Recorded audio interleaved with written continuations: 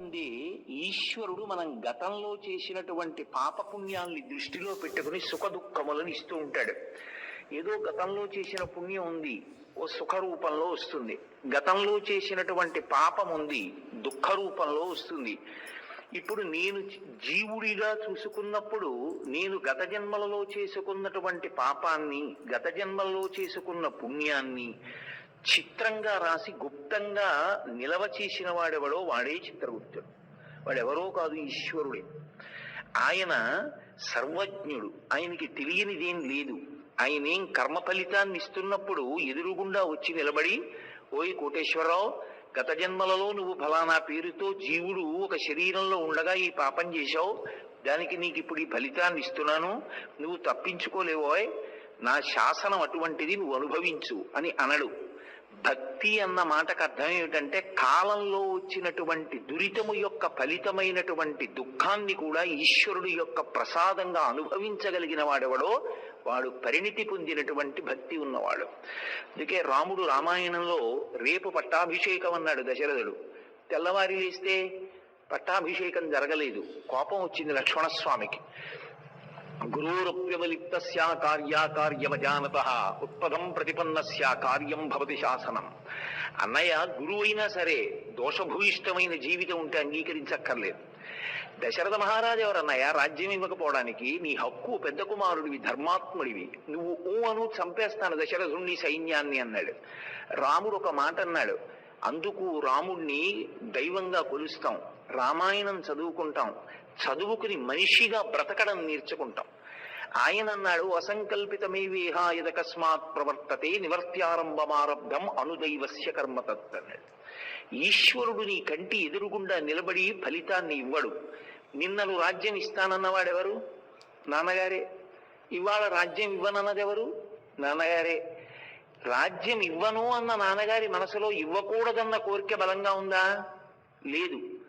మరి రాజ్యం ఇద్దామనుకున్న నాన్నగారు ఇవ్వలేని పరిస్థితి ఏర్పడేటట్టుగా కంటికి కనపడకుండా వెనక నిలబడి పరిస్థితిని సృజించినటువంటి వాడెవరు? వాడు పరమేశ్వరుడు. వాడు నీ కంటికి కనపడడం.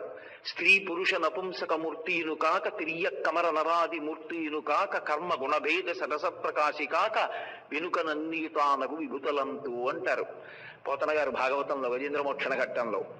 ఆయనకి ఒక రూపం ఉంటుంది అని చెప్పడం కష్టం. నీవు ప్రకాశం వెనక ఉండి కర్మ ఫలితాలను ఇస్తూ ఉంటాడు. ఆ కర్మ ఫలితాలని మనం అనుభవిస్తూ ఉంటాం. అనుభవించినప్పుడు మిగిలినటువంటి శరీరాలకి, మనుష్యుని యొక్క శరీరానికి ఒక ప్రధానమైనటువంటి వ్యత్యాసం ఉంటుంది.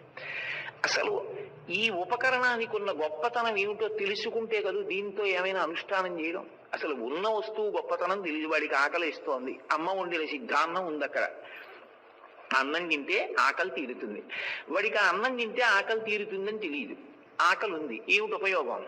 అన్నం ఎదురుగుండా ఉంటే ఆకలి తీరుతుందా? ఈ అన్నం తింటే ఆకలి తీరుతుందని తెలిస్తే తీరుతుంది. ఈ శరీరం ఉంది, ఏమిటి ఉపయోగం? ఈ శరీరం యొక్క గొప్పతనం ఏమిటో తెలిస్తేను దాన్ని వాడుకోవడం. లేనినాడు ఈ శరీరం ఉంటే మాత్రం ఉపయోగం ఏముంది? ఈ శరీరము యొక్క గొప్పతనం ఏమి అంటే, జంతువునాం నరజన్మ దుర్లభం అంటారు శంకర భగవత్పాదులు. మనుష్యునిగా పుట్టడు అసంభవం. అలా పుట్టడం అంటే అంతకన్నా అదృష్టం లేదన్నారు. ఏమిటి దీని అదృష్టం అంటే, దేవతలు ఉన్నారనుకోండి, వాళ్ళకి కర్మాధికారం లేదు. వాళ్ళకి మళ్ళీ యజ్ఞయాగాది క్రతువులు చేసి కొత్తగా పుణ్యం సంపాదించారు. క్షీణే పుణ్యే మర్త్యలోకం విశంతి. ఉన్న పుణ్యం అయిపోతే పైనుంచి కింద పడిపోతారు, ఈ లోకంలోకే వస్తారు, మర్త్యలోకం. తిరియక్కులున్నాయి, భూమికి అడ్డంగా విన్నుపాం ఉండి భూమికి అడ్డంగా పెరిగేటటువంటి ప్రాణులు. వాటికి కర్మాధికారం లేదు. వాటికి శాస్త్రంతో పని లేదు, గురువుతో పని లేదు, కర్మ చేసే అవకాశము లేదు. మహతిలో కార్తీక మాస మహాత్యం చెప్తున్నారు అని చెప్పి ఒక కుక్కో పందో లోపలికి వస్తే అంగీకరిస్తారా? పైకి పంపించేస్తారు. లోపల జీవుడు, మనలో ఉన్న జీవుడు ఒకటే అయి ఉండొచ్చు, కానీ లోపలికి రానివ్వరు, ఉపాధి భేదం ఉంది. అదే ఒక మనుష్యుడు వస్తే కూర్చోబెడతారు. ఈ శరీరానికి ఉన్న గొప్పతనం ఏమిటి అంటే, దీనితో శాస్త్రాన్ని చదువుకోవచ్చు, దీనితో గురువు గారు చెప్పినటువంటి మాట సత్యము పూనికని వహించవచ్చు, దీనితో ఉత్తమ కర్మాచరణం చెయ్యవచ్చు, ఓ మంచి పని చెయ్యవచ్చు, చేసి పుణ్యాన్ని సంపాదించుకొని దేవతాస్థానంలోకి వెళ్ళవచ్చు. లేదు నాకు పుణ్యం అక్కర్లేదండి, ఉత్తమమైనటువంటి కర్మాచరణము చేత ప్రీతి పొందినటువంటి భగవానుని యొక్క అనుగ్రహం చేత కలిగినటువంటి చిత్తశుద్ధి వలన పాత్రతను పొంది ఆ పాత్రత కారణంగా జ్ఞానాన్ని పొంది ఆ జ్ఞానము వలన ఇక మళ్లీ పుట్టవలసినటువంటి అవసరం లేని పునరావృత్తి రహిత శాశ్వత శివ సాయుధ్య స్థితిని పొందవచ్చు. ఇది మిగిలిన ప్రాణులకు లేదు. ఒక్క మనుష్య ప్రాణి మాత్రం మోక్షం వరకు వెళ్ళగలడు. కాబట్టి ఈ శరీరం అంత గొప్పది.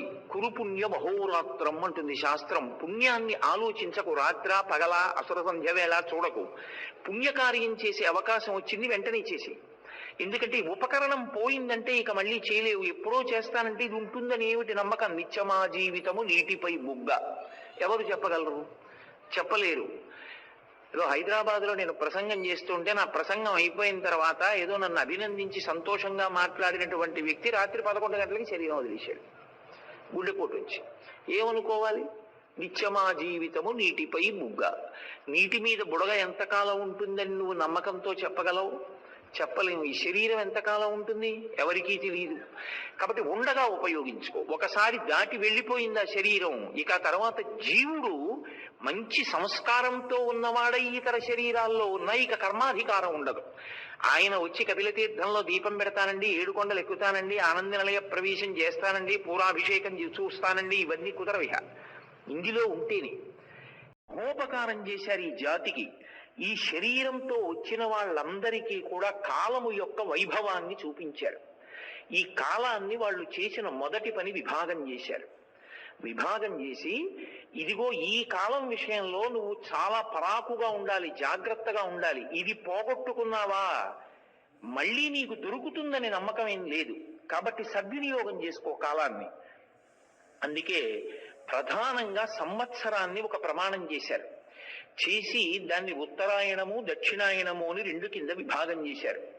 దక్షిణాయనం అంతా కూడా ఉపాసన కాలము అని నిర్ణయం చేశారు. ఉపాసన అంటే ఆసన అంటే కూర్చోవడం. కోటేశ్వరారు మీరు ఈ ఆసనంలో కూర్చోండి అన్నారు నన్ను. ఆసనం అంటే కూర్చోవడం. కూర్చోవడం అంటే స్థిరత్వమును పొందుట.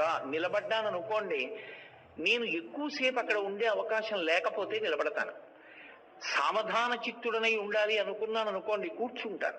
ఇప్పుడు నేను కూర్చున్నాను, మీరు కూర్చున్నారు, సభ అయింది. సభాభ్య సభాపతిభ్యశ్చ భో నమో నమో. ఎందుకని? నేనేదో భగవత్ సంబంధమైన విషయాన్ని సావధానంగా ప్రతిపాదన చేద్దాం అనుకుంటున్నాను, మీరు సాకల్యంగా దాన్ని తెలుసుకోవాలనుకుంటున్నారు జిజ్ఞాసులై. కూర్చోవడము అనేటటువంటి దాంట్లో శ్రద్ధ అభివ్యక్తమవుతుంది. శ్రద్ధ అంటే శంకర భగవత్పాదులు వ్యాఖ్యానం చేస్తారు.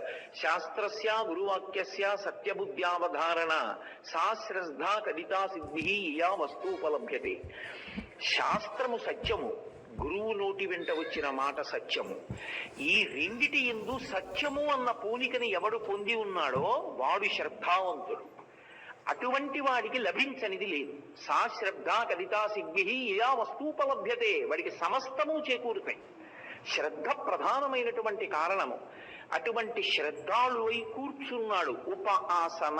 ఉపాసన ఎవరికి దగ్గరగా కూర్చున్నాడు అంటే భగవంతుడికి దగ్గరగా కూర్చున్నాడు.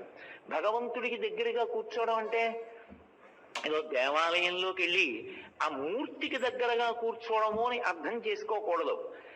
భగవంతుని యొక్క అనుగ్రహ శక్తిని, ఆయన మూలాన్ని, ఆయన అన్నిటికీ ఎలా ఆధారమై ఉన్నాడు అన్న విషయాన్ని ఎప్పుడూ లోపల తిప్పుతూ ఉంటాడు. లోపల తిప్పుతూ కదుపుతూ ఉంటాడు. లేకపోతే ఉపాసన అన్న మాటకు అర్థం లేకుండా పోతుంది. ఇప్పుడు వివేకానందుడు ఒక మాట అంటాడు, పూజ గదిలో పూజ చెయ్యాలని కోరుకో, తప్పు కాదు. పూజ గదిలో చచ్చిపోవాలని కోరుకోకు, మహాదోషం. పూజ గది ఒక్కటే ఈశ్వరుడు ఉన్నది అనుకుంటే అంతకన్నా సంకుచితమైన బుద్ధి ఇంకొకటి లేదు. మాతాచ పార్వతీదేవి, పితాదేవో మహేశ్వర, బాంధవా శివభక్తాశ్చ స్వదేశో భువనత్రయం అంటారు శంకర భగవత్పాదులు. ఈశ్వరుడు లేనిదేది అంతటా ఉన్నాడు. అంతటా ఉంటే మరి మనసులో అనుసంధానం చేసుకోవడం ఎలా? అస్తమానం ఈశ్వరుడు ఎలా గుర్తొస్తాడు అంటే ప్రహ్లాదోపాఖ్యానంలో పోతన గారు అంటారు, పానీయంబులు త్రాగుచున్ కొడుచుచున్ భాషించుచున్ హాసలీలా నిద్రాదులు చేయుచున్ తిరుగుచున్ లక్షించుచున్ సంతత శ్రీనారాయణ పాద పద్మయుగళీ చింతామృతాస్వాద సంధానుండై మరచన్ సురాదిసుతుడే తద్విశ్వమున్ భూవరా అంటారు. ఆయన గొప్పతనం ఎక్కడుంది అంటే విశ్వమును మరిచిపోయాడు. విశ్వనాథుడితో నిరంతరముగా సమన్వయం అయ్యాడు. ఎలా అంటే పానీయంబులు త్రాగుచున్ కుడుచుచున్ భాషించుచున్ హాసలీలా నిద్రాదులు చేయుచున్ అన్నం తింటున్నాడు. మనం యాంత్రికమైన నివేదన చేస్తాం. మీ వంటి పెద్దల గురించి నేను మాట్లాడాల, నా వంటి వాడి గురించి ఏదో యాంత్రికంగా ఏదో ఈశ్వరార్పణమస్తు లేదా అహం వైశ్వానరో భూత్వా ప్రాణినాం దేహమాశ్రిత అంటాడు. కాదు, ప్రహ్లాదుడు అన్నం ఎలా వచ్చిందో ఆలోచించేవాడు. తినే ముందు ఒక్క లిప్త కాలం ఆలోచించేవాడు. ఈశ్వర, ఓషధీతత్వాన్ని ఈ లోకంలో ఉంచావు. ఒక కంకులో వచ్చిన వడ్డు గింజలు చారెడు పట్టుకుని భూమిలో వేస్తే అందులోంచి బస్తా వడ్లు వస్తున్నాయి.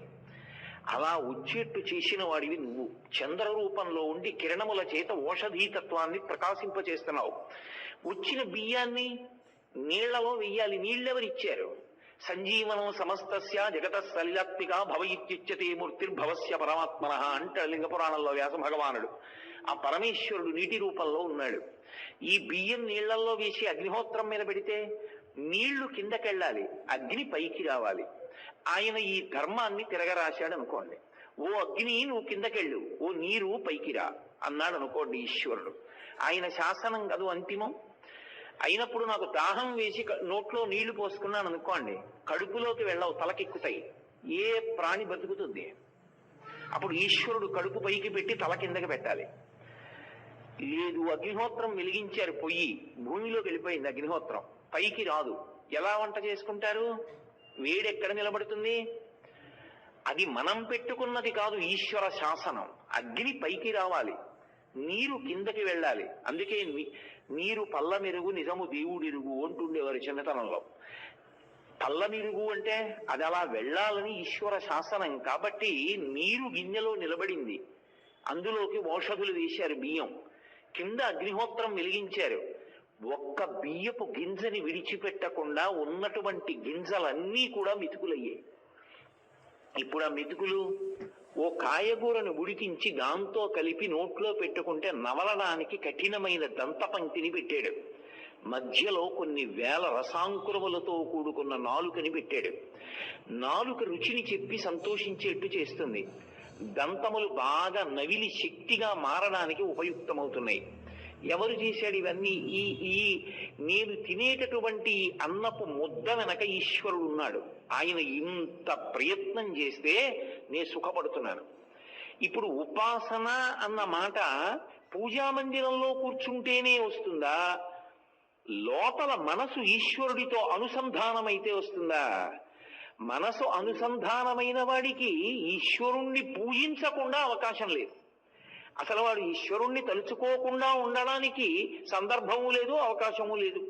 అన్నిటా ఈశ్వరుడే గుర్తొస్తాడు. మీరు అన్న మాట అడగచ్చు, కష్టం వస్తేనండి అనొచ్చు. కష్టం వచ్చినా ఈశ్వరుణ్ణి తలుచుకుని పొందిపోయారు. ఈశ్వర, నేను గతంలో ఏదో పాపం చేశాను, ఆ పాపానికి ఇప్పుడు ఫలితంగా కష్టాన్ని ఇచ్చావు. ఈ కష్టంతో పాపం పోతోంది. ఇప్పుడు నేను ఈ కష్టాన్ని అనుభవించేటప్పుడు ఒకటి తెలుసుకున్నాను, పాపం చేసేయడం తేలిక, అనుభవంలోకి వచ్చినప్పుడు ఎంత కష్టమో అర్థమవుతోంది. కాబట్టి ఈశ్వర, నాకు రెండు అనుగ్రహించు. కష్టమునందు నీ పాదములు విడిచిపెట్టకూడదు. రెండు, కష్టము అనబడేటటువంటి ఫలితాన్ని ఇచ్చే పాపమునందు నా మనసుకి అనురక్తి కలగకూడదు. ఈ రెండు కృప చెయ్యి. ఇప్పుడు కష్టం భగవంతునికి దూరం చేసిందా? చెయ్యదు. అందుకంటుంది కుంతీదేవి, అన్ని కష్టాలు పడినది యాదవులందు పాండు సుతులందు నాకు మోహ విచ్ఛేదము చేయుమయ్యా, ఘనసింధువు చేరిడి గంగభంగి నీపాద సరోజ చింతనముపై అనిశము మదీయ బుద్ధి అచ్చాదర వృత్తితో గదియగనట్లు చెయ్యగదయ్య ఈశ్వర. నా మనసు ఇప్పుడు ఈశ్వర గంగ ప్రవహించి సముద్రాన్ని చేరినట్టు నిన్నే స్మరించేటటువంటి అవకాశాన్ని ఇమ్మని కోరుతున్నది ఉపాసన. ఇప్పుడు ఈ ఉపాసన క్రమంలో ఒక్కొక్క కాలం ఉంటుంది. ఆ కాలము చాలా విశేషమైనటువంటి శక్తిని పొంది ఉంటుంది. ఆ సమయంలో చేసిన ఉపాసన ఎక్కువ ఫలితాన్ని ఇస్తుంది. మీరు నన్ను ఇక్కడ ఒక ప్రశ్న ఇయ్యొచ్చు, అలా ఎలా ఉంటుందండి? కాలమంతా ఈశ్వర స్వరూపమైతే ఎప్పుడు పూజ చేసినా ఒక ఫలితం ఉంటుంది. ఇప్పుడు దీపం పెట్టినా ఒకటే ఫలితం ఉండాలి. కార్తీక మాసంలో దీపం పెడితే దానికి ప్రత్యేక ఫలితాలు. ఏదో శుక్రవారం అమ్మవారికి ప్రీతి, శుక్రవారం అమ్మవారికి ప్రీతి అయితే మిగిలిన 6 వారాలంటే అసహ్యమా? అప్పుడు ఆవిడికి ద్వంద్వాలు ఉంటే, ఆవిడికి ఇష్టాలు అయిష్టాలు ఉంటే, ఆవిడికి నాకు తేడా ఏమిటి? ఇంకా అలా ఉంటుందా శాస్త్రంలో? ఎందుకు కాలంలో ఈ భేదం వస్తుంది? ఋషి దార్శనికుడు దానికి కారణం చెప్పాడు. చదువుకునేటటువంటి విద్యార్థి ఉంటాడు, ఆయనకి ప్రతి నిమిషము చదువుకోవడానికి అవసరం, ఎప్పుడూ చదువుకోవాలి. అంతేగాని నేను 6 నెలలు చదువుకోకుండా ఏదో పరీక్ష ముందు 1 గంట చదువుకుంటానండి అంటే వాడు ఎట్టి పరిస్థితుల్లోనూ ఉత్తీర్ణుడు కాడు, అందరికీ తెలుస్తుంది. ఎప్పుడూ అవసరమే, జాగ్రత్తగా చదువుకుంటూనే ఉండాలి. సంవత్సరం అంతా చదువుకున్నాడు. ఓ గడియారం అక్కడ పెట్టుకుని 60 నిమిషాలలో 150 ప్రశ్నలకి సమాధానాలు వ్రాయడం ఎంతో శిక్షణ పొందాడు. 60వ నిమిషం అయ్యేటప్పటికీ మొట్టమొదట ఏదో 100 ప్రశ్నలే వ్రాయగలిగేవాడు. సాధన చేత 50 నిమిషాలకి 150 ప్రశ్నలు ఆ సమాధానం చెప్పి వెనక్కి చూసుకోవడం కూడా వచ్చేసింది. ఇప్పుడు ఆ వేగాన్ని సంతరించుకున్నాడు. ఇప్పుడు ఆయన చేసినదంతా చదివే, ఆయన కాలంలో చేసినదంతా సాధనే. పరీక్షకి వెళ్ళాడు, ప్రశ్నాపత్రం ఇచ్చారు. ఇప్పుడు ఆయన 50 నిమిషాల్లో 150 ప్రశ్నలకి జవాబులు పెట్టేయగలడు, 150కి 150 పెట్టగలడు. ఏదో ఆయనకి నచ్చిన పాట ఒకటి దూరంగా ఏదో పెళ్లి పందిరిలోంచి వినపడుతోంది, ఆ పాట మీద శ్రద్ధ పెట్టాడు. ఇప్పుడు ఆ పాటలు వింటూ చివరి 10 నిమిషాల్లో వ్రాసేయగలరు అనుకున్నాడు. కంగారు పడ్డాడు, తొందరపడిపోయాడు, వ్రాయలేకపోయాడు. ఆ పిల్లవాడి శక్తిని మీరు పరీక్షిస్తే అక్కడ ఉన్న ఎవరికన్నా వాడే సమర్థుడు. కానీ వాడు పరీక్ష వ్రాసేటప్పుడు మాత్రం రాయకపోతే అనుగ్రహించి వాడికి ఏమైనా ప్రత్యేకంగా చదువుకోవడానికి అవకాశం ఇస్తారా? ఇవ్వరు. పరీక్షా కాలము, ఒక పరీక్ష కేంద్రంలోకి వెళ్ళినప్పుడు ఇవ్వబడిన కాలము ఎంత ప్రధానమో మనకి కూడా ఈశ్వరుడు ఇచ్చినటువంటి జీవితము అనబడేటటువంటి కాలంలో సంవత్సరం ప్రమాణమైతే దక్షిణాయనం అంత గొప్పది. దక్షిణాయనం ఉపాసన కాలం.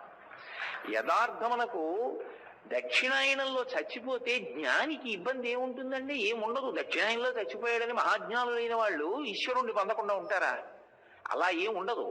కానీ మరి దక్షిణాయనంలో చనిపోయాడండి పాపం అంటారు. ఎందుకు అంటే పాపం బాగా చదువుకున్నాడు కానండి, పరీక్షకి వెళ్ళారు 2 రోజుల ముందే టైఫాయిడ్ వచ్చింది, కథ ఉనికిపోయాడు, కూర్చోలేకపోయాడు, వ్రాయలేకపోయాడు. అంత బాగా చదువుకున్నటువంటి విద్యార్థి పరీక్ష గదిలోకి వెళ్లే ముందు టైఫాయిడ్ జ్వరం వచ్చినటువంటి కారణం చేత పరీక్ష వ్రాయలేకపోతే మనం ఎలా సానుభూతి వ్యక్తం చేస్తామో అలా మనుష్య శరీరం పొందినవాడు దక్షిణాయనంలో ఉపాసన చెయ్యవలసిన వాడు చేసుకోకుండా వెళ్ళిపోతే ఉపకరణం పనికి రాకుండా పోయింది ఆ దక్షిణాయనానికి, అందుకు బాధపడ్డాం. అంతేగాని దక్షిణాయనంలో వెళ్ళిపోయాడు అని చెప్పి జ్ఞాని విషయంలో ఏ విధమైనటువంటి భేదము ఉండదు. జ్ఞానికి కాలంతో సంబంధం ఏం లేదు. జ్ఞాని కాలమును ఎప్పుడో దాటిపోయాడు. భాగవతం 10వ నిరూపణం చేసి చెప్తుంది, ఎప్పుడో దాటాడు కాలాన్ని. ఆయనకి పునరావృత్తి లేనే లేదు. ఆయన పొందవలసినది ఏమైనా ఉంటే విదేహముక్తి ఒకటే, శరీరం పడిపోవడం ఒక్కటే. ఆయన సాక్షి మాత్రంగా చూస్తూ ఉంటాడు. ఆయనకి కాలంతో సంబంధం ఏమిటి పునరావృత్తికి? దక్షిణాయనం ఆయన్ని ఏం చేస్తుంది? ఏదో వెనకటికి ఎవరో కొబ్బరి చెట్టుకి దొంగలు కొబ్బరి చెట్టు ఎక్కి కొబ్బరికాయలు కోయకుండా ఉండడానికి మడిబట్ట కట్టేట. మడిబట్ట కట్టాను కదా, మడిబట్ట ముట్టుకుని కొబ్బరి చెట్టు ఎలా ఎక్కుతానన్నాడు. దొంగడికి మడిబట్ట ఏమిటి? జ్ఞాని మోక్షాన్ని పొందడానికి దక్షిణాయనం ఏమిటి? అలా ఏం ఉండదు. కానీ దక్షిణాయనంలో వెళ్ళిపోయాడు అని ఎందుకు బాధపడతారంటే, అయ్యో ఉపాసన చేసుకోవలసిన కాలంలో ఉపాసన చేసుకోకుండా వెళ్ళిపోయాడు. దీనికి ప్రధానమైన గుర్తు ఎక్కడ ప్రారంభం అవుతుంది? ఇది ఋషి యొక్క దర్శనం.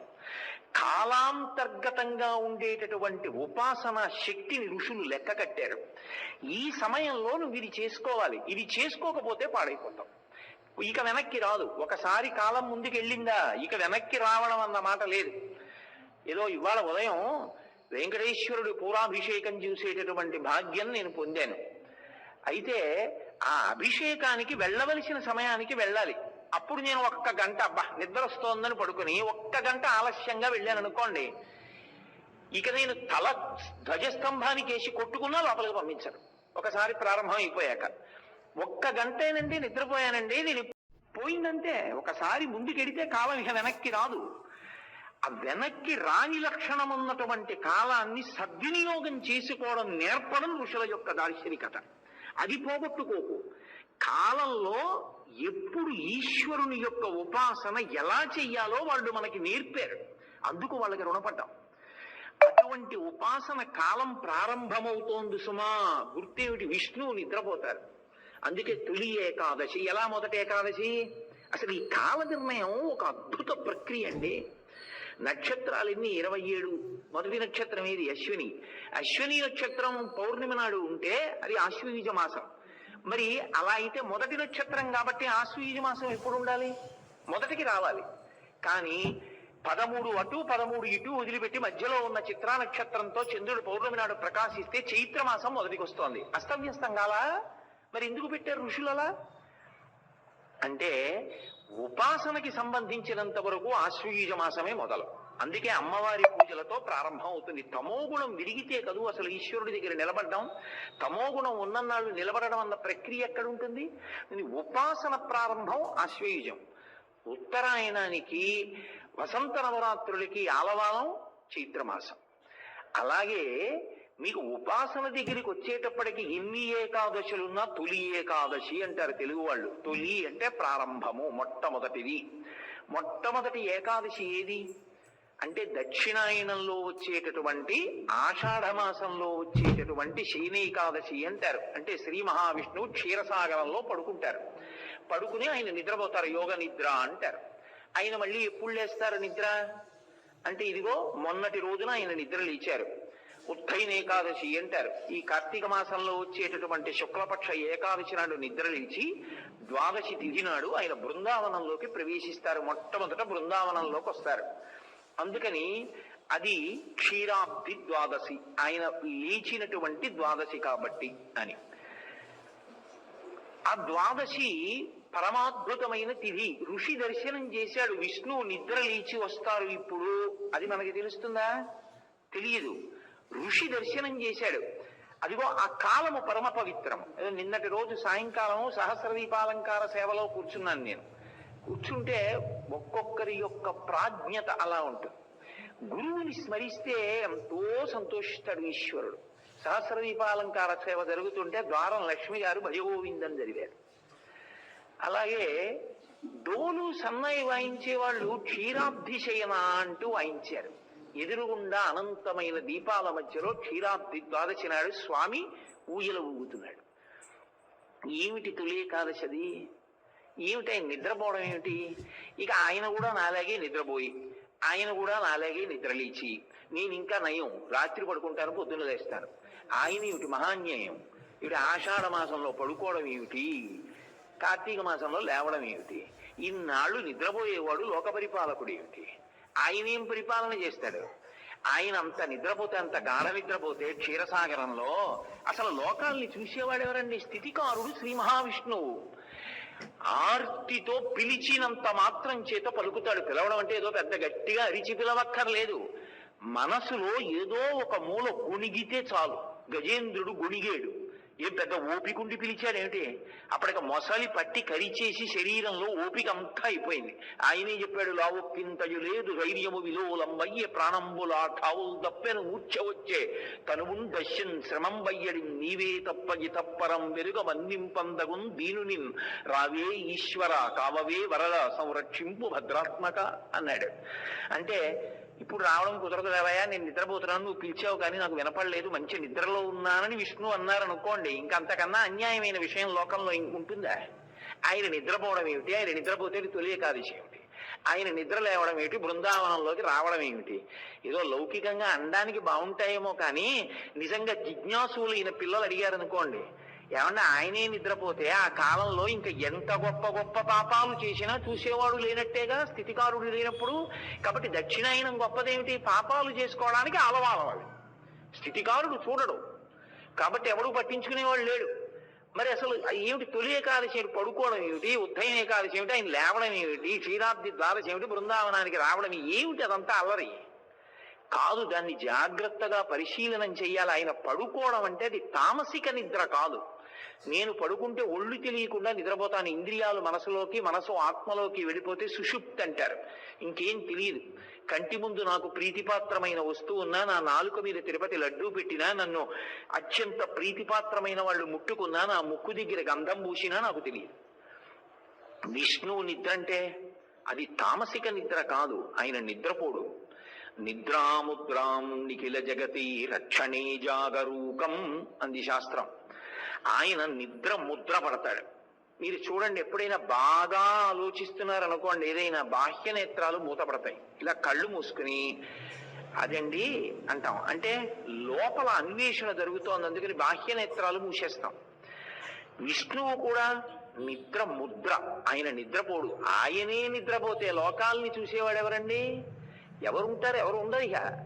అందుకే భాగవతంలో ఆయన కృష్ణావతారంలో వస్తే చిన్ని కృష్ణుడిని ఉయ్యాల్లో పడుకోబెట్టి గోపకాంతలందరూ ఉయ్యాల ఊపారు. జోజో కమల దళిక్షణ జోజో మృగరాజ మధ్య జోజో కృష్ణ జోజో పల్లవకర పద జోజో పూర్ణేందు వదన జోజో యనసున్ అంటూ ఆయన ఉయ్యాల ఊపారు. నిద్రపోలేదు, ఎత్తుకున్నారు, పాట పాడారు, పడుకోలేదు, బోర్లా పడుకోబెట్టుకున్నారు, వీపు మీద గట్టిగా కొట్టారు, జో జో జో జో అన్నారు, జో కొట్టారు. ఆయన నిద్రపోలేదు. ఇదేమిట్రా, ఆది కూర్మంగా మారి నేను మందర పర్వతాన్ని మోసి క్షీరసాగర మదనం చేసినప్పుడు కూడా వీపంత మంట పెట్టలేదు, ఇలా కొట్టేస్తున్నారు నన్ను ఆలోచించాడు. అప్పుడు ఆయనకు అర్థమైంది, ఓ లోకములు నిదురపోవగత నిదురింపగని శుభగుడు రమణుల్ జోకొట్టి పాడ నిదురం గైకొను క్రియనూరకుండే కనుజెరవకయున్న నరపోతన గారు. అందరూ నిద్రపోతుంటే నిద్రపోకుండా జాగరూకుడై లోపల ఆత్మస్వరూపి అయి తెలివిగా ఉండి సమస్తాన్ని చక్కబెట్టి తెలుసుకునేటటువంటి విష్ణువు నిద్ర లేనివాడు. కానీ చిన్ని కృష్ణుడుగా వస్తే వాళ్ళ అలవాటు నాకు ఉంటుంది, పడుకోలేదని నా వీపు మీద కొట్టేస్తున్నారు, పడుకున్నట్టు కాసేపు ఊరుకుంటే వాళ్ళు ఊరుకుంటారని నిద్రపోయినట్టు నటించాడు. అలా అది నిద్రాముద్ర. నిద్రపోయినట్టు కళ్ళు మూస్తాడు కాబట్టి ఆయన పడుకున్నాడంటాం. ఆయన లేచాడంటాం, అంటే కళ్ళు తెరుస్తాడు. ఈ కళ్ళు ముయ్యడానికి కళ్ళు తెరవడానికి మధ్యలో ఉన్న కాలం ఏది ఉన్నదో అది నరులకు అత్యంత విలువైన కాలము. ఉపాసన ఎవడు చేస్తున్నాడు ఇది చూస్తాడు. లోపల మనసుని లోపల కంటితో చూస్తూ ఉంటాడు. పై డాంబికం ఆయనకి ఎందుకండి? పెద్ద అట్టహాసాల కోసం ఆయన ఏం అర్రులు చాచేవాడు కాడు. ఆయనకి కావలసింది ఏమిటంటే మనస్సు. అందుకే 1కి 10 మాటలు చెప్తాడు. పత్రం పుష్పం ఫలం తోయం యోమే భక్త్యా ప్రయచ్చతి అంటాడు. నువ్వు ఏం తెచ్చావన్నది ఎవరికి కావాలి? రావని నేను సృష్టించినవే. నీ మనసు అక్కడ పెట్టావా? ప్రీతితో ఇచ్చావా? భక్తితో ఇచ్చావా? చెప్పు, వెంట పడి తింటాను. దళమైన పుష్పమైనను ఫలమైనను సలిలమైన బాయని భక్తిని కొలచిన జనులర్పించిన ఎలమింద్రు చిరాన్నముగా ఏను భుజింటున్నాడు కుచేలోపాఖ్యానంలో. నువ్వు పట్టుకొచ్చి ఓ ఆకి పండి నీళ్ళి ఏమి నాకు అభ్యంతరం లేదు. ప్రేమతో స్వామి తినాలి అన్న కోరికతో నువ్వు పట్టుకొచ్చి వెంట పడి తింటాను. మనసు ప్రధానం ఈశ్వరుడి దగ్గర. భక్తి అంటే పర్యాయ పదం ప్రేమ. ఆయన ఉన్నాడు అన్న భావనతో నువ్వు చేసినది ఏదుందో దాన్ని ఆయన స్వీకరిస్తాడు. అంతేకాని ఇది నేను తెచ్చాను అన్న భావనతో వెళ్ళిన దాన్ని చూసి ఆయన నవ్వుకుంటాడు. వాడు తెచ్చాట మనకెందుకులే, వాడిది అది అంటాడు. ఎందుకని? దొంగతనం కాదు. నాకు ఎవరో విదేశాలు ఎడుతూ 5 ఏళ్ళు ఇల్లు ఇచ్చి కోటేశ్వరారు మీరు ఉండండి, ఆ ఇంట్లో ఏమీ అద్దక్కర్లేదు, ఏదో ప్రవచనం చేస్తున్నారుగా, ఇంట్లో ఉండండి, విశాలంగా ఉంటుంది, పుస్తకాలు పెట్టుకోండి అన్నారు. అయ్యా ఎవరో మహానుభావుడు అమెరికాలో ఉన్నారండి, వారు ఇచ్చారు, ఇంట్లో ఉంటున్నానండి అని నేను అన్నాను అనుకోండి, ఆయన నన్నేం అండవు. ఎన్నాళ్ళు అమెరికాలో ఉంటే అన్నాళ్ళు ఉండమంటాడు. నేను ఆయన లేడు కదా, ఆయనకి తెలియదు కదా అనుకుని ఇల్లు నాదేనండి అండం మొదలెట్టాను అనుకోండి, ఆయనకి తెలిసి ప్రత్యేక అమెరికా నుంచి వచ్చి ఖాళీ చేయిస్తాడు. ఈశ్వరుడు కూడా అంతే. ఇది ఆయనది అన్న భావన త్రికరణ శుద్ధిగా మనకుంటే చాలదే నివేదన. ఆయన సంతోషిస్తాడు. అసలు ఆ ప్రీతి లేదనుకోండి లోపల, ఆయనకి పై పటాటోపం ఆయనకి అక్కర్లేదు. ఆ ఉపాసన అంటే భగవంతునికి దగ్గరగా కూర్చుని అనుసంధానం చేస్తున్నాడా మనసుని. బాహ్యంలో ఆడంబరమా, లోపల నిజంగా భగవంతుని యందు భక్త్యా, ఇది పట్టుకు చూస్తూ ఉంటాడు ఆయన. వీడు లోపల ఎలా ఉన్నాడు ఇది ఆయనకి కావాలి. పైన వీడెవరై ఉన్నాడు అది ఆయన ఇచ్చిన విభూతే. చాగంటి కోటేశ్వరరావు గారు ఉపన్యాసాలు చెప్పాడు. దేనివల్ల? ఆయన అనుగ్రహిస్తేను. ఆయన ఊపిరొక్క 5 నిమిషాలు ఇలా పట్టుకున్నాడు అనుకోండి, ఏమిటి నా బ్రతుకు? ఎక్కడి నుంచి చెప్తాను? పటకార పైన నా చేత్తో పట్టుకుంటేను అది పాలగిన్నెను పట్టుకోవడం. నన్ను పటకార అంటారండి, పాలగిన్నె నేనే పెట్టుకుంటానండి అని అహంకరించింది అనుకోండి, పైన పట్టుకోవడం మానేస్తే దాని బతుకేమవుతుంది? పైన చెయ్యి పట్టుకుంది కాబట్టి అది పాలగిన్నె పట్టుకుంది. చెయ్యి పట్టుకోనప్పుడు పటకార పాలగిన్నె ఎలా పట్టుకుంటుంది? వాడు పట్టుకున్నాడు కాబట్టి, వాడు లోపల నుంచి పలుకుతున్నాడు కాబట్టి ఒక్కొక్కడికి ఒక్కొక్క కీర్తి. వాడది అలా విభూతిగా ఇవ్వకపోతే ఎక్కడి నుంచి వస్తుందా గౌరవం? ఇది తెలుసుకుంటే వాడికి కింకరు. దాసోహం కోసలేంద్రస్య రామస్య క్లిష్టకర్మణ అంటారు హనుమ. అది లేనినాడు అహంకారం. ఇది ఆయన చూస్తూ ఉంటాడు. ఆ గీత దగ్గర ఎక్కడున్నాడు వీడు, ఏ స్థాయిలో ఉన్నాడు, ఇది పైకి దొరుకుతుందా? పైకి దొరకదు. ఎవడేం తెచ్చాడు తెలుస్తుంది, వాడు ఏ భావనతో తెచ్చాడు ఎలా తెలుస్తుంది? అది దొరికేది కాదు. గభీరే కాసారే విశతి విజనే ఘోర విపినే విశాలే శైలీ చ భ్రమతి కుసుమార్ధంజలమతి సమర్పి చేతస్సరసిజముమానాధభవతే సుఖేనావస్థాతుం జనయ్య నజానాతి కిమహో అంటారు శంకర భగవత్పాదులు శివానంద లహరిలో. ఎవడు తెమ్మన్నాడు రా? చెరువుల్లోకి వెళ్ళి తామర పూలు, చెట్లు ఎక్కి మారేడు దళాలు ఇవన్నీ నేను తెమ్మన్నానే అంటే పూజకి ప్రారంభంలో మంచిదే. అదే కాదు ప్రక్రియ. మీ మనసు అక్కడ పెట్టడం అన్నది ఉపాసన. ఇందులో ముందుకు వెళ్ళగలిగితే దాన్ని ఈశ్వరుడు చూస్తుంటాడు లోపలి కంటితో. అది తొలి ఏకాదశి. ఏకాదశి అన్న పేరు తిరిగి ఎందుకు రావాలి? ఏ 11 ఈశ్వరుని యందు లగ్నమై ఉండాలో అలా లగ్నమయ్యేటట్టు సాధన చేస్తున్న వాడెవడో వాడు ఏకాదశి వ్రతంలో ఉన్నాడు. ఏకాదశి అంటే 11. ఏకాదశి అంటే ఏ 11? 5 జ్ఞానేంద్రియాలు, 5 కర్మేంద్రియాలు, అధిష్టానమైనటువంటి బుద్ధి.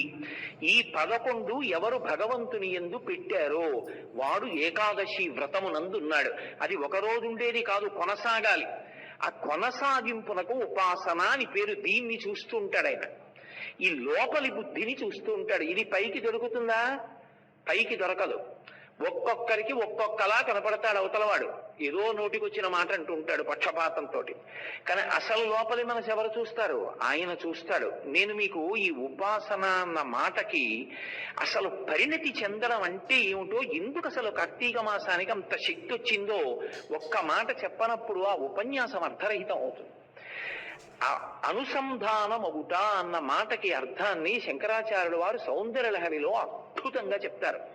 జపో జల్పశిల్పం సకలమపి ముద్రా విరచన గతి ప్రాదక్షిణ్యాక్రమణమశనాద్యాహుతి విధి ప్రణామ సంవేశ సుఖమఖిలమాత్మార్పణ దృశ సపర్యా పర్యాయస్తవ భవతు ఎన్మే విలసితం అంటారు. ఇప్పటికీ వెంకటాచలంలో పెద్దలైనటువంటి వారు, వయోవృద్ధులైపోయినటువంటి పండితులు కొంతమంది నాకు తెలుసు. వాళ్ళు నాతో తరచుగా అంటూ ఉంటారు, కోటేశ్వరరావు గారు, వెంకటాచలం పరమ భాగవతోత్తములైనటువంటి వారు వస్తున్నారు అని మాకు తెలుస్తుందండి. వెంకటేశ్వరుడు ప్రసన్నంగా ముఖం ఇంతై ఎంతో సంతోషంగా ఉంటాడు. ఎవరో కొండకు వస్తున్నారు మహాభక్తులని గుర్తు. వాళ్ళు వచ్చినప్పుడు అలా ఉంటాడు. వాళ్ళెవరు ఎవరికీ తెలియదు. వాళ్ళు వచ్చినప్పుడు మునివేళ్ల మీద నిలబడి చూస్తాడు. వీడు వచ్చాడురా నా కోసం, ఎంత కష్టపడొచ్చాడురా. వాడికి ధర్మమునందు అనురక్తి, అంత సంతోషిస్తాడు. వాడు వెళ్ళిపోయాడు. తండ్రికి పిల్లవాడు వెళ్ళిపోతే ఎలా బెంగగా ఉంటుందో అలా చిన్నబుచ్చుకుంటాడు. ఆయన వెళ్ళిపోయాడు. నాకు ఎన్నో సందర్భాల్లో చెప్పారు కూడా. సరే, సభాముఖంగా కొన్ని చెప్పడం బాగుండదు, పేర్లు చెప్పడం బాగుండదు. పరమేశ్వరుడి ప్రీతి దేని యందు అంటే ఈ అనుసంధానమునందు. శంకరులు అంటారు, జపో జల్పశిల్పం. మాట్లాడడం అందరం మాట్లాడతాం. ఈశ్వరుడు ఇచ్చినటువంటి అనుగ్రహం. ఆయన స్వరపేటిక పెట్టాడు కాబట్టి మాట్లాడుతున్నాం, లేకపోతే ఎక్కడి నుంచి మాట్లాడతాం?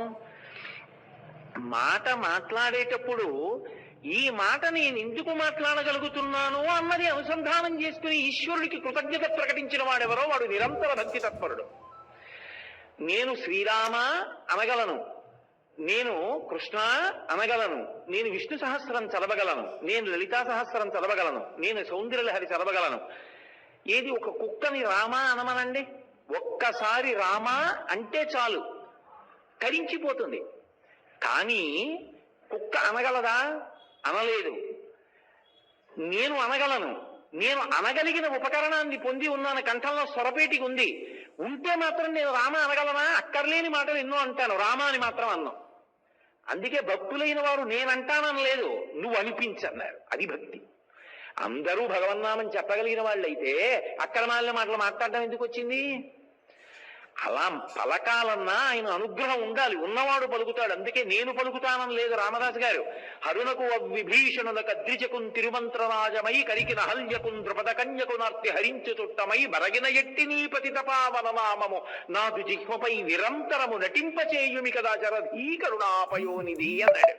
రామా నువ్వు పలికించు నీ నామం నేనెక్కడ పలుకుతాను రామా అన్నాడు. నిజమైన మాట అంటే అది. ఈశ్వరుడి దగ్గర యథార్థం చెప్పుకున్నారు పెద్దలు. ధూర్జటి కాళహస్తీశ్వరుడి దగ్గరికి వెళ్ళి చెప్పాడు, రోషీ రోజతు కామినీ జనుల తారుణ్యోరు సౌఖ్యంబులన్ వాసీ బాజతు పుత్రమిత్ర ధన సంపద్భ్రాంతి వంచాలతల్ కోశీకోయదు నా మనం బకట నీకున్ ప్రీతిగా సక్రియలు చేసి చేయుదు దీని త్రుళ్ళడతవే శ్రీకాళహస్తీశ్వర అని చెప్పాడు. అది వాడు ఉన్నాడని నమ్మకం. వాడి దగ్గరికి వెళ్ళి మహానటుళ్ళ చాలా భక్తి తత్పరుళ్ళ దొంగ వేషాలు వేయడం కాదు. ఈశ్వరా నా ఎంది లోపం ఉంది, దీన్ని దిద్దు, నన్ను నీవాణ్ణి చేసుకో. ఏమిటో ఈ అనురక్తి పోవట్లేదు, అర్థం లేని ఆకర్షణ, ఈశ్వరా దాన్ని తొలగించవయా అని ఎవడు నిజంగా చెప్పుకున్నాడో వాడు ధన్యాత్ముడు. అందుకు కదా ఆయన దగ్గరికి వెడితే ఒక లోపం కాదు వెంకటేశ్వర ఆయనదు. అజ్ఞానినా మయా దోషాన్ అశేషాన్ విహితాన్ హరే క్షమస్వత్వం క్షమస్వత్వం శేషశైల శిఖామణే. ఒకటా రెండా? నా లోపాలు ఎన్నో చెప్పడం నా వల్ల కాదు, నీ గుణాలు ఎన్నో నా లోపాలన్నీ.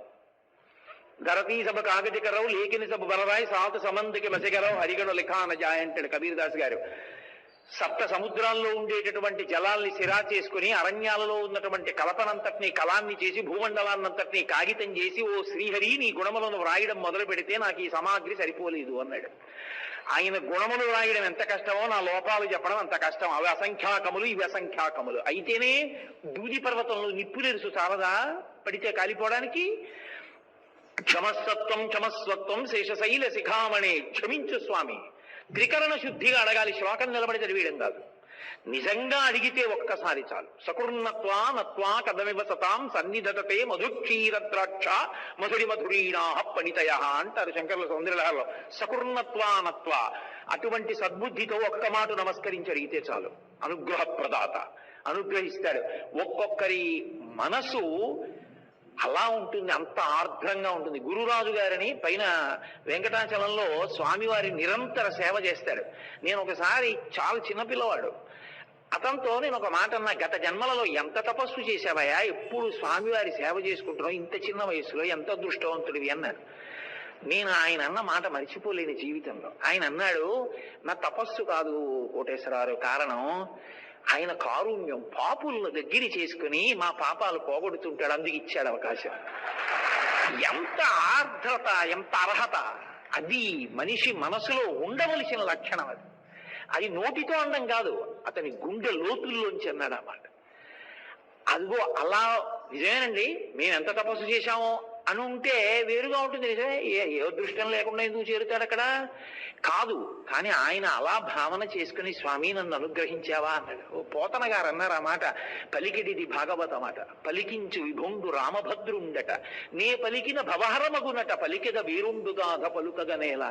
నీరాశ భాగవతం అనలేదు ఆయన, రాయించుకున్నాడు రాముడు నా చేత. ఎందుకు రాయించుకున్నాడంటే, నేను ఆ భాగవతాన్ని పలికితే ఇక మళ్ళీ నేను పుట్టవలసిన అవసరం లేకుండా చెయ్యాలని, నా పాపాలు ఎక్కువ ఉన్నాయని నన్ను ఉపకరణం చేసుకున్నాడు. కానీ ఆయన ఏం పలికిస్తున్నాడో అది పలుకుతాను, నాకు స్వాతంత్ర్యం ఎందుకు అన్నాడు. ఈ మైకు నీ చెప్పింది చెప్తుంది తప్ప, ఏమిటో ఈ కార్తీక మహత్యం ఏమిటో నాకు ఇష్టం లేదు, నీ రామాయణం చెప్తానని చెప్తుందా? నేనేం చెప్తే అది చెప్తుంది, దానికేం స్వాతంత్ర్యం లేదు. పోతన గారు అలా అన్నారు. రాముడు ఏం పలికిస్తున్నాడో అది పలుకుతోంది ఈ శరీరం తప్ప, రాముడు పలికించనిది, రాముడు ఇది చెయ్యి అన్నది కాకుండా ఇంకొకటి చెప్పే స్వాతంత్ర్యం నాకు అక్కర్లేదన్నారు. అది పరిణతి. నువ్వు ఏం రాశావన్నది కాదు ప్రధానం, నువ్వు ఎంత భక్తితో రాశావన్నది ప్రధానం. ఇది మహానుభావుని యొక్క కలంలోంచి జాలువారినటువంటి భావన విశేషం. కాబట్టి సంస్కారం అబ్బితే మాట మాట్లాడడం గొప్ప కాదు, మాట మాట్లాడడానికి స్వరపేటిక పెట్టిన వాడెవరు? కాబట్టి నా మాట ఇతరుల బాధకు కారణము కాకుండుగాక, నా మాట ఎప్పుడూ ఇతరుల యొక్క మనశ్శాంతికి కారణముగాక.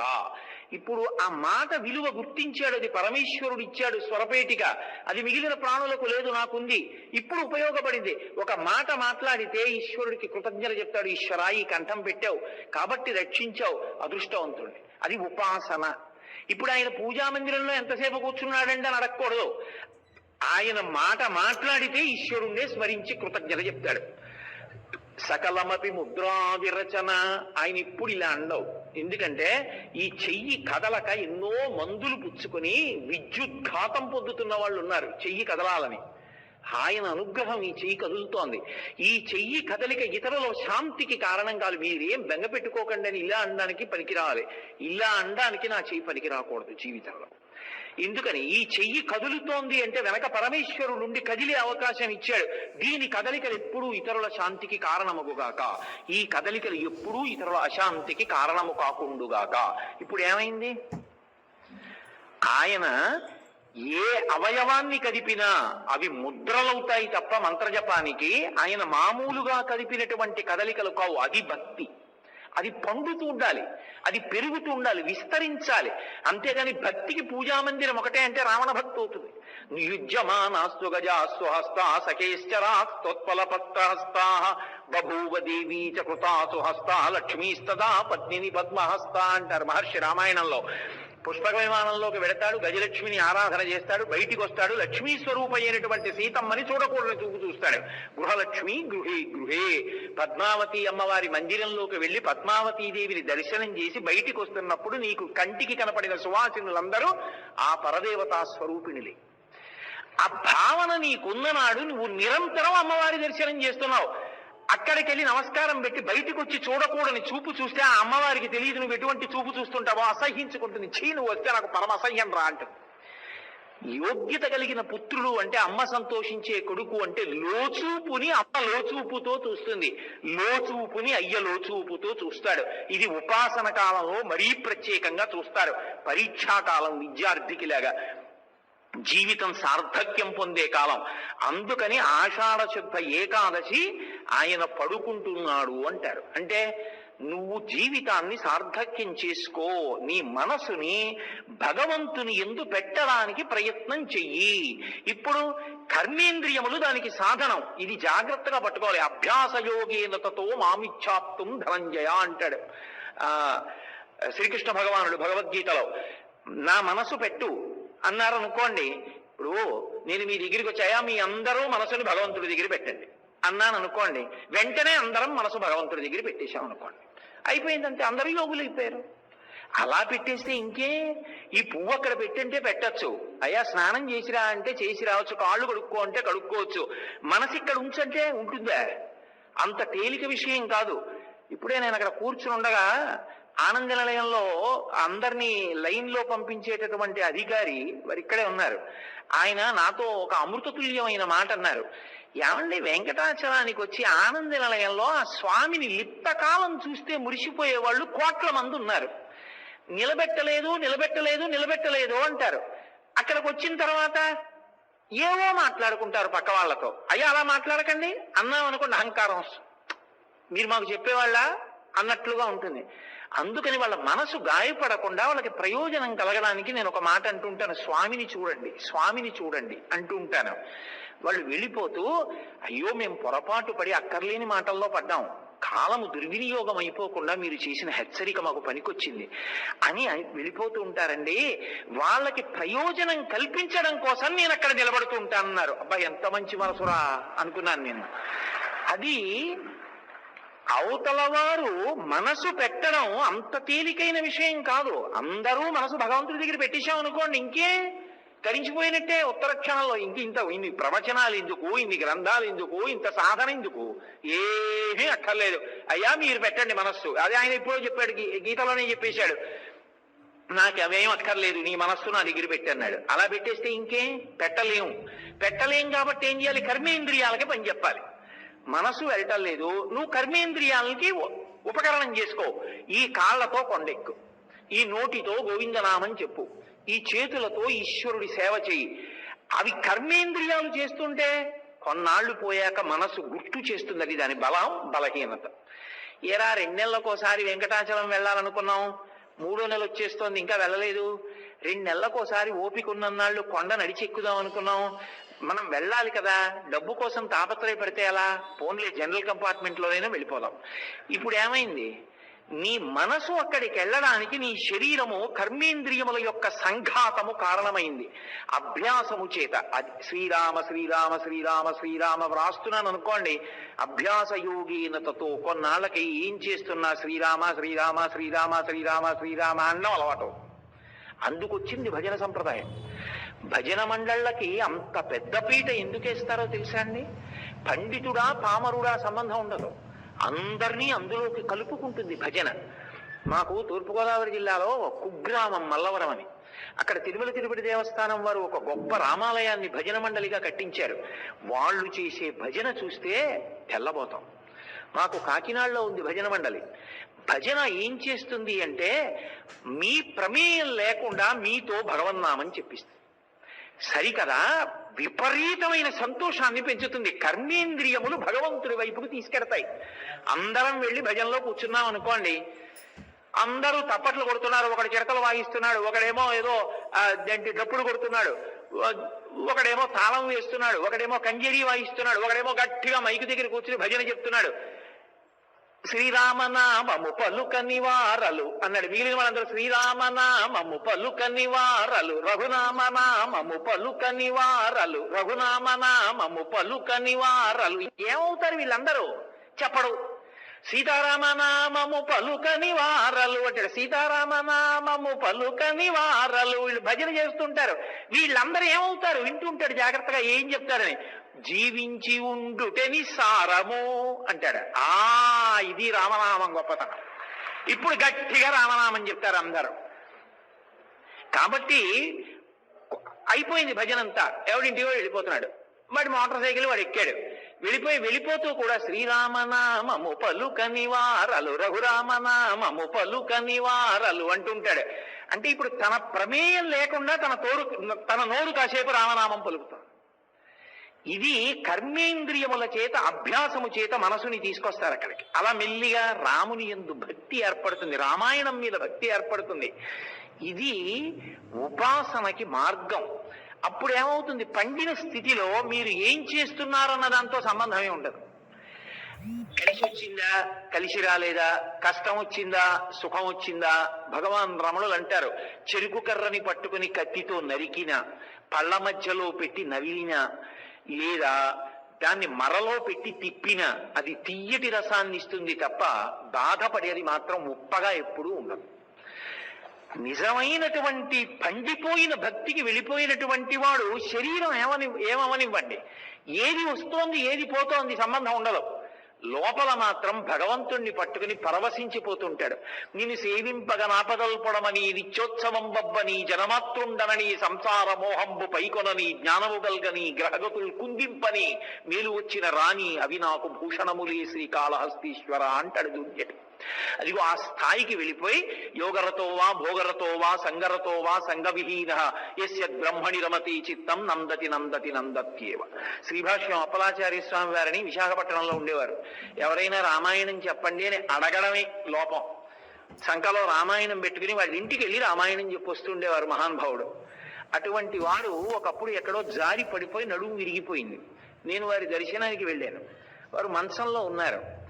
నేను అన్నాను, అయ్యో అయ్యా, మీరు వెళ్ళి ప్రతి ఇంట్లో రామాయణం చెప్పేవారు, మీరు రామాయణం చెప్తున్నారంటే అలా వినేవారు జనం. నడుము విరిగిపోయి కదలలేక ఇలా మంచంలో ఉండి చక్రాల కుర్చీలో పెడుతున్నారే, చాలా బాధగా ఉందండి అన్నాను. ఆయన నా వంక చురుగ్గా చూసి అన్నారు, బాధపడడం ఎందుకురా, ఈశ్వరుడు ఒకనాడు తిరిగి రామాయణం చెప్పరా అన్నాడు. ఇప్పుడు రామాయణం విందామనుకున్న వాళ్ళు నా దగ్గరికి వస్తే పడుకుని చెప్తున్నాను. ఎన్నాళ్ళు తిరుగుతావురా, పడుకుని చెప్పన్నాడు రా, బెంగెందుకు అన్నారు. అది పండిన భక్తి. ఏమిటో ఇంతకాలం రామాయణం చెప్పాను, నడుము విరిచేశాడు ఈశ్వరుడు అనలేదు ఆయన. అది ఇక వాళ్ళని ఏ కష్టం చేత వాళ్ళ మనసు జీలిస్తుంది. ఎప్పుడూ రాముడే, ఎప్పుడూ సంతోషమే. గుండెపోటు వచ్చి వైద్యశాలకి తీసుకెడుతుంటే ఎదురుగుండా ఏ ఊరు నుంచో వచ్చిన వాళ్ళని పలకరించారు ఆయన. కొడుకు మీకు గుండెపోటు వస్తోందని చెప్పలేక, నాన్నగారండి వైద్యశాలకి తీసుకెళ్ళాలి, తొందరగా రండి, ఏమిటండా మాట్లాడడం, రండి నాన్నగారు అన్నాడు. ఆయన అన్నారు, పూర్వభాషీచ రాఘవ, కనపడితే ముందు పలకరించేవాడు రా రాముడు. రామాయణం చెప్పిన నేను వచ్చిన వాళ్ళని పలకరించకపోతే ఏం మర్యాదరా అన్నారు. అది కాదు రామాయణం జీర్ణం అవ్వడం అంటే, అది కాదు భక్తి అంటే. యోగరతో వా భోగరతో వా సంగరతో వా సంగ విహీన యస్య బ్రహ్మణి రమతి చిత్తం నందతి నందతి నందత్యేవ. అదిగో ఉపాసన పండడం అంటే అది. అది కార్తీక మాసం దగ్గరికి వచ్చేటప్పటికి ఉపాసన చాలా జాగ్రత్తగా చేసుకో. ఎందుకని ఋషులు ఎందుకు నిర్ణయం చేశారు అంటే, ఒకటి ప్రమాదము నుండి తప్పించుకోవడానికి మొదట ఇది చెప్పారు. ఏమిటి ప్రమాదం అంటే కాలమునందు ఒక పెద్ద ప్రమాదం ఒకటి పొటమరిస్తుంది. ఎందుచేత ఈశ్వరుడికి శ్రీదేవి భూదేవి భార్యలు అంటే ఆయనకి ఏదో సరదా పుట్టి ఇద్దరిని పెళ్లి చేసుకున్నాడని భావన చేయకూడదు. ఆయన విభూతులవి. ఈ భూమి నుండి అనేకమైన సంపదలు వస్తాయి. అందుకే వసుంధర అని పేరు భూమికి. ఐశ్వర్యం ఎక్కడి నుంచి వస్తుంది అంటే భూమిలోంచే వస్తుంది. నేను ఇల్లు కట్టుకోవాలి, కావలసిన ఇటకలు ఎక్కడి నుంచి వస్తాయి? భూమిలోంచే. నేను కారు కొనుక్కోవాలి, కారు తయారు చేయడానికి ఇనుము ఎక్కడి నుంచి వస్తుంది? భూమిలోంచే. కారు నడిచే పెట్రోల్ ఎక్కడి నుంచి వస్తుంది? భూమిలోంచే. అసలు భవతి ఉన్నాడు అంటారు సంస్కృతంలో. ఉండడానికి ఆధారం భూమే, తినడానికి పంట భూమిలోంచే. అన్నీ ఇచ్చేది భూమి. అలా ఇవ్వాలా వద్దా? ఎవరిని అడిగిస్తుంది ఆవిడ? ఆయన ఇటు తిరిగి అన్నాడు అనుకోండి, ఆవిడ ఇస్తుంది. ఆయన ఎప్పుడు ఇలా అంటాడు, నేను చెప్పినట్టు బ్రతుకుతున్నారా? ఇదొక్కటి ఆయనకు కావాలి. ఆయన ఎప్పుడు చెప్పాడు? వేదంలో చెప్పాడు. వేదం ఆయన యొక్క మాట. వేదంలో ఆయన ఎలా బ్రతకమని చెప్పాడో అలా బ్రతుకుతున్నారు. అనుగ్రహించు. ఇప్పుడు పంట వచ్చింది, పంట పండింది, చేతికి రావాలి. అది శ్రీ అనుభవంలోకి రావాలి. తినాలి. తినాలి అంటే రాపేయం దస్వస్పతే దరిద్రం నీలలోహిత ఏషాం పురుషాణం ఆభేర్మోరోమో ఏషాం కించనా మమతు అని ఎదుర్వేదం. అక్కడ సంపత్తి ఉండడం కాదు, అనుభవంలోకి రావాలి అంటే ప్రతిబంధకంగా రోగం లేకుండా ఉండాలి. ఎవరో పట్టుకొచ్చి నాకు ఇంత పెద్ద లడ్డు ఇచ్చారు, కానీ లడ్డు తినాలి అంటే నాకు మధుమేహం లేకుండా ఉండాలి. ఉంటే కదూ నీ తినడం, లేకపోతే ఎలా తింటారు? తినలేరు. అందుకే వచ్చినటువంటి సంపద అనుభవంగా రావాలి అంటే మళ్ళీ భగవంతుని యొక్క అనుగ్రహం ఉండాలి. అందుకే సంపద అనుభవము రెండూ మనం పొందాలి అంటే మధ్యలో ఉన్న పరమేశ్వరుడి యొక్క అనుగ్రహము ఉంటే తప్ప సాధ్యము కాదు. అది ఆయన ఇద్దరినీ భార్యలుగా పొంది ఉన్నాడు అన్న మాటకు అర్థం. ఇప్పుడు అటువంటి పరమేశ్వరుడు సమస్తాన్ని ఇవ్వగలడు. కానీ ఈ శరదృతువు దగ్గరికి వచ్చేటప్పటికి యమధర్మరాజు గారి కోర ఒకటి పైకి వస్తుంది. పైకి వచ్చిన కారణం చేత ఎక్కడ చూడండి పంట కాని, ఐశ్వర్యం కాని, మనుష్యులు కాని పరమ భయంకరమైన ప్రమాదములకు వశులై వెళ్ళిపోతూ ఉంటారు. దీన్ని తప్పించుకోవాలి అంటే ఆశ్వయుజ మాస ప్రారంభం నుండి భగవంతుని యొక్క ఉపాసన బాగా చెయ్యి. ఎక్కడ దోషం ఉందో దోషాన్ని మన్నించగలిగిన వాడు కూడా పరమేశ్వరుడే. అందుకని భగవంతుని యొక్క ఆరాధన చెయ్యండి. శరదృతువులో తప్పకుండా చెయ్యాలి, వసంత ఋతువులో తప్పకుండా చెయ్యాలి. అందుకే శారదా నవరాత్రులతో ప్రారంభం, అక్కడ వసంత నవరాత్రులు. 9 పట్టుకుంటే 9 అంకెలలో పెద్దది 10, ఒకటి పక్కన 0 పూర్ణత్వాన్ని పొందాలి ఆయన పక్కన. దానికి ప్రమాదము నుండి తప్పించుకోవడానికి ఈశ్వరుడి పాదములు వినా వేరొక మార్గము లేదు. కొన్ని ఉంటాయి, వచ్చేస్తోందని తెలుసుకోగలమేమో, తప్పించుకునే మార్గం మాత్రం నీ చేతిలో ఉండదు. గంటకి 200 కిలోమీటర్ల వేగంతో గాలి వీస్తుందని తెలుసుకోగలవేమో, సముద్రం పొంగి కొన్ని 100 గ్రామాలని ముంచెత్తుతుంది అని తెలుసుకోగలవేమో, సముద్రం పొంగకుండా చేయలేవు. 200 కిలోమీటర్ల వేగంతో గాలి వీయకుండా చేయలేవు. కానీ అలా ఆపగలిగిన వాడు ఒకడున్నాడు, వాడు ఈశ్వరుడు. మధ్వాచార్యుల వారు సముద్రపుటున వెళ్ళిపోతున్నారు. దూరంగా ఓడ పెడుతోంది, బ్రహ్మాండమైన తుఫాన్ వచ్చి ఓడ ఊగిపోతోంది, ఇక మునిగిపోవాలి. ఆ ఓడలో ఒక విదేశీయుడు నాయకుడిగా ఉన్నాడు. ఆయన ఒడ్డు వంక చూశాడు. కాషాయాంబరములు కట్టుకుని మధ్వాచార్యుల వారు ఎడుతున్నారు. ఈ దేశంలో భగవంతుణ్ణి నమ్ముకున్న వారు ఏదైనా చేయగలరు వాళ్ళ ప్రార్థన చేత. ఆయన తెలుసుకున్నాడు. పెద్ద పెద్ద కేకలు వేశాడు, అయ్యా రక్షించండి రక్షించండి అని. కరుణాద్ర హృదయులు మధ్వాచార్యుల వారు. వెంటనే ఆయన తమ మీద ఉన్న ఉత్తరీయం తీసి ఆకాశం వెపకి ఇలా ఊపి ఆగో అన్నారు. అంతే, భక్తుడి ప్రార్థన పరమేశ్వరుడు మన్నిస్తాడు. తుఫాన్ అయిపోయింది. ఆగిపోగానే ఓడలో ఉన్నటువంటి నాయకుడు చిన్న పడవెక్కి ఒడ్డుకొచ్చాడు. మధ్వాచార్యుల వారి కాళ్ళ మీద పడ్డాడు. అయ్యా, ఇంత అనుగ్రహించారు, ఓడ మునిగిపోవాలి, మీ అనుగ్రహం వల్ల తప్పింది ప్రమాణం. మీరొక్కసారి ఓడ దగ్గరికి వచ్చి మీకు ఏ వస్తువు కావాలంటే తీసుకోండి అన్నాడు. నాకెందుకయా వస్తువులు? నాకు అక్కర్లేదు, ఏమీ అక్కర్లేదు, శుభం భూయాత్, మీరు సంతోషంగా ఉండండి అంటే ఆయన అన్నాడు, కాదు కాదు, కృతీచ ప్రతికర్తవ్యం దేశధర్మ సనాతన, అందున ఈ దేశంలో ఆచారం, వచ్చి మీరు ఏదో ఒకటి తృణమో పణమో తీసుకెళ్ళండి, నాకు సంతోషం. వెళ్ళారు మధ్వాచార్యుల వారు. లోపలికి వెళ్ళి చూశారు. ఒక పెద్ద గంధపు ముద్దలో ఏదో ఉంది. ఇవి కావాలి నాకన్నారు. తీసుకొచ్చి ఉడిపి క్షేత్రంలో పుష్కరిణిలో కడిగారు. శ్రీకృష్ణ భగవానుడు రుక్మిణీదేవికి బహూకరించడం కోసమని విశ్వకర్మ చేత చేయించినటువంటి బాలకృష్ణుడి యొక్క విగ్రహం అదే ఇప్పుడు ఉడిపి క్షేత్రంలో ప్రతిష్ఠితమయ్యింది. ఒకనాడు మధ్వాచార్యుల వారు ఉత్తరీయం ఊపితే తుఫాన్ ఆగిపోయింది. పరమేశ్వరుడే అనుగ్రహిస్తే ఉపద్రవములుండవు, అందరూ సంతోషంగా ఉంటారు. ఏ కాలమునందు ప్రమాదము పొటమరించే అవకాశం ఉంటుందో ఆ కాలమునందు దానికి నివారణోపాయంగా నేనొక్కడిని రక్షింపబడడం కాదు, నాకు 7 అంతస్తుల మేడుందండి, చాలా ఎత్తు మీద ఉందండి, సముద్రం పొంగొచ్చినా నాకేం అవదండి, అవసరమైతే ఆ ప్రకటన వెలువడగానే నేను మా బంధువుల ఇంటికి విమానంలో వెళ్ళిపోగలనండి, నేను భాగ్యవంతుణ్ణండి, అది ఈ దేశ లక్షణం కాదు. నేను బ్రతకడం కాదు, నాతో అందరూ బ్రతకాలి. కారణం మాతాచ పార్వతీదేవి పితాదేవో మహేశ్వర, మా తల్లిదండ్రులు వాళ్ళు, మేమందరం వాళ్ళ సంతానం, అన్నదమ్ములం, అందరూ బ్రతకాలి. అందుకని శం ద్విపదే శం చతుష్పదే, మనుష్యులు కాదు 2 కాళ్ళున్న మనుష్యులు 4 కాళ్ళున్న జంతువులు కూడా సుఖంగా ఉండాలి. సుఖంగా ఉండాలంటే భగవదారాధన చెయ్యాలి. ఎవడు అటువంటి శాసనం చెయ్యగలడో, ఎవడు అలా ఫలితాన్ని ఇవ్వగలడో అటువంటి వాడు అనుగ్రహించిన నాడు అసలు అటువంటి దుష్ఫలితములు కలగకుండా, ఉపద్రవములు ఏర్పడకుండా కాపాడగలడు. అందుకే యమధర్మరాజు యొక్క కోర పైకొచ్చేటటువంటి కాలం కాబట్టి ఈశ్వరోపాసన చేత నువ్వు రక్షణ కల్పించుకో. మనకి ఋషులు సూచన చేశారు. మీరు ఎప్పుడైనా గమనించండి, శరత్కాలం వచ్చినా వసంతకాలం వచ్చినా పరమ భయంకరమైనటువంటి ప్రమాదముల గురించి మనం చదువుతూ ఉంటాం. ఋషి ఉత్తినే చెప్పలేదు, ఛాందసత్వం కాదు, ఉన్న విషయాన్ని ఉన్నట్టుగా అర్థం చేసుకోవడానికి వినయము భక్తి అవసరమై ఉంటాయి. అది సత్యము అన్న మాట యందు విశ్వాసం ఉండాలి. అందుకని ఈ ఉపాసనా క్రమం వచ్చింది. ఇక ఈ కార్తీక మాసం దగ్గరికి వచ్చేటప్పటికి దీపం యొక్క ఆవశ్యకత చాలా విశేషంగా ఉంటుంది. ఎంతో గొప్పగా అసలు ఆశ్వయుజ మాసంలో వచ్చేటటువంటి అమావాస్య నాడు ప్రారంభం. ఒక దీపం కాదు, ఆవళి వరుస, దీపముల వరుస ఎప్పుడు ఏర్పడుతుంది? ప్రతిరోజు ఒక దీపం పెడితే మా ఇంట్లో 4 దీపాలు పెట్టి, మా పక్కింట్లో 4 దీపాలు పెట్టి, ఆ పక్కన 4 దీపాలు పెడితే దీపాలన్నీ కలిసి దీపాల తోరణం, దీపాల వరుస. దీపాల వరుసతో ప్రారంభం కావాలి ఆశ్వయుజ మాసం అమావాస్య నుంచి. ఇక ఈ మాసం వచ్చేటప్పటికి దీపానికి ఎనలేని ప్రాధాన్యత ఇస్తారు. కారణం ఛాందసత్వంతో పెట్టారనుకోకండి, దీపానికి ఒక శక్తి ఉంటుంది.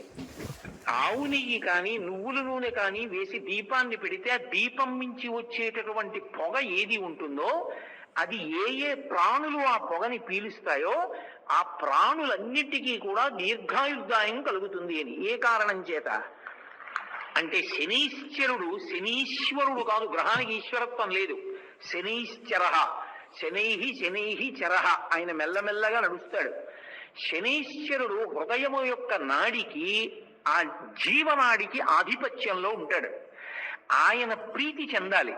ప్రీతి చెందితే ఆయుర్దాయం నిలబడుతుంది. నేను ఒకానొకప్పుడు దేవీ భాగవత వ్యాఖ్యానంలో ఒక చోట ఈ విషయాలు చదివి నాకు అనుమానం వచ్చి ఒక వైద్యుడిని అడిగా, నాకు బాగా తెలిసిన వైద్యుడిని, అసలు నిజంగా శరత్కాలంలో ఈ ఆశ్వీజ మాసం కార్తీక మాసంలో అంత ప్రమాదం పొటమరిస్తుందా అని అడిగాను. అడిగితే ఆయన నాకు ఓ మాట చెప్పారు. కోటేశ్వరరావు, నాకు పురాణంలో ఏముందో తెలియదు కానీ నేను మీతో ఒక మాట చెప్తాను. మన శరీరంలో కొవ్వు ఉంటుంది.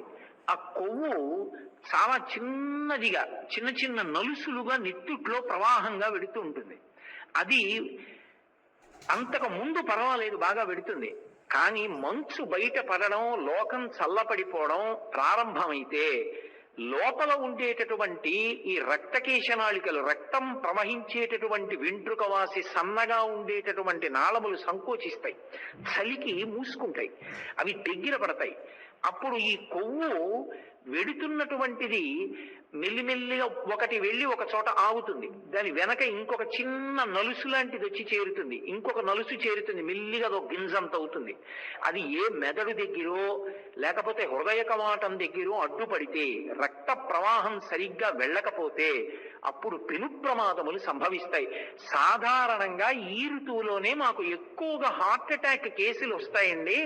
కారణమేమి అంటే బయట ఋతువుకి అనారోగ్యానికి ఓ సంబంధం ఉంది అని చెప్పారు నాకు వైద్యులు. ఋషులు దార్శనికులు దీన్ని దర్శనం చేశారు. తులారాశిలో సూర్యుడు ఉంటాడు. సూర్యుడు భూమికి దూరంగా ఉంటాడు. సూర్యుడు భూమికి దూరం అయితే ఆరోగ్యం భాస్కరాది చేత్, ఆరోగ్యం అంతా సూర్య భగవానుడి మీద ఆధారపడుతుంది అని శాస్త్రవాక్కు. సూర్యకిరణములకు దూరమై భూమి చల్లబడిపోతే ప్రాణులన్నిటికీ ఉపద్రవం కలుగుతుంది. ఏదో కృత్రిమమైనటువంటి స్థితిలో వేడి కల్పించడం కాదు, ఈశ్వరానుగ్రహంగా లోకానికి వేడి కల్పించారు ఋషులు. అందుకే దీపాలు వెలిగింపచేశారు ఈ ఋతువులో. ఆ దీపాల మించి వచ్చేటటువంటి పొగ హృదయ నాడికి బాగా బలాన్ని ఇస్తుంది. బలాన్ని ఇచ్చి కాపాడబడుతుంది. మాకు కాకినాడలో ఒకరున్నారు, ఆవిడికి గుండె కండరాలు కొట్టుకోవలసినంత వేగంగా సంకోచించి వ్యాకోచించట్లేదు. అంటే ఒకానొకప్పుడు ఒక ఆయన ప్రతిరోజు ఇంట్లో ఆవు నెయ్యి దీపం పెట్టి లేదా నువ్వుల నూనె దీపం పెట్టి ఆ దీపం దగ్గర కూర్చో అమ్మా, ఏమీ చెయ్యొద్దు, దీపం వంక చూసి నమస్కారం చేస్తూ కూర్చో, దీపేన సాధ్యతే సర్వం, ఆ దీపం ఈశ్వర స్వరూపం, కూర్చో, దాని నుంచి పొగొస్తుంది, పీల్చుకొన్నాళ్ళు అన్నాడు. ఆవిడ పీల్చింది. వైద్యులు ఆవిడ హృదయాలు బలపడి బాగా కొట్టుకుంటోంది ఇప్పుడు అని చెప్పారు. యథార్థంగా చెప్తున్నానండి. గోపాలకృష్ణ గారి తెలుసు వారు ఎవరో కూడా పేర్లు చెప్పడం ఇష్టం లేకని చెప్పట్లా. ఋషులు ఏదో అక్కర్లేని ఛాందసత్వం చెప్పలేదు. భారతదేశంలో దీపావళి పండగ నాటి నుంచి ఇన్ని దీపాలు ఎందుకు వెలిగిస్తారు? ఒకప్పుడు గ్రీస్ దేశానికి చెందినటువంటి శాస్త్రవేత్తలు పరిశీలనం చేశారు. చేస్తే వాళ్ళకు ఒక విషయం అర్థమైంది. వర్షాకాలంలో అంతకు ముందు వేసవి ఉంటుంది. వేసవికి భూమి అంతా కూడా బాగా వేడెక్కిపోయి ఉంటుంది. అప్పుడు ఆ